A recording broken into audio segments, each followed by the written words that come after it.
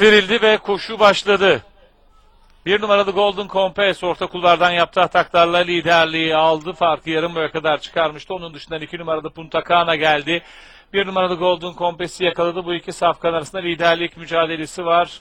Koşu 1700 metredeki bir koşu için ağır bir tempoda devam ediyor. Ağır sahada, ağır tempoda. 1400 metre start yeri geçildi. 2 numaralı Punta Cana tutarak rakiplerine 4 boy fark yaptı. 1 numaralı Golden Compass ikincilikte. Onun 2,5 boy gerisinde 8 numaralı Green Manor. 1 boy kadar gerisinde dışarıdan 11 numaralı Melek Sultan geldi. İçinde 1200 geçilirken Ekürisi 12 numaralı Tolga abi dışlarında.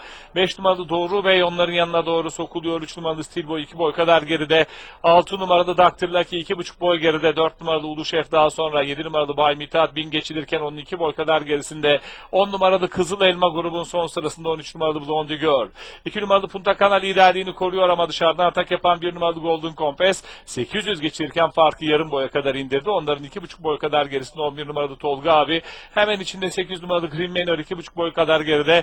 3 numaralı Steelboy daha sonra Dorul Bey sırasıyla koşunun son 600'üne doğru gidilirken 2 numaralı Punta Cana bir kez daha temposunu arttırdı. Farkı 2,5-3 boya kadar çıkardı. Rakiplerinin 3 boy önünde düzlüğe de önde çıkmayı başardı. Pistin ortasına doğru geldi. 8 numaralı Green Manor ikinciliğe girdi. Dış kulvardan 1 numaralı Golden Compass'in onun dışından 11 numaralı Melek Sultan'ın gayretlerini görüyorum. Koşunun son 200'üne doğru 2 numaralı Punta Cana liderliğini koruyor. 8 numaralı Green Manor'ın 1 numaralı Golden Compass'in gayretleri var. Dış kulvardan 11 numaralı Melek Sultan'la birlikte son 100'e doğru bu 4 safkan liderlik mücadelesi veriyor. Dışarıdan Melek Sultan geliyor. Orta kulvardan Green Manor içeriden. Punta Cana Green Manor hakim oluyor koşuyu 8 numaralı. Green Manor kazanıyor.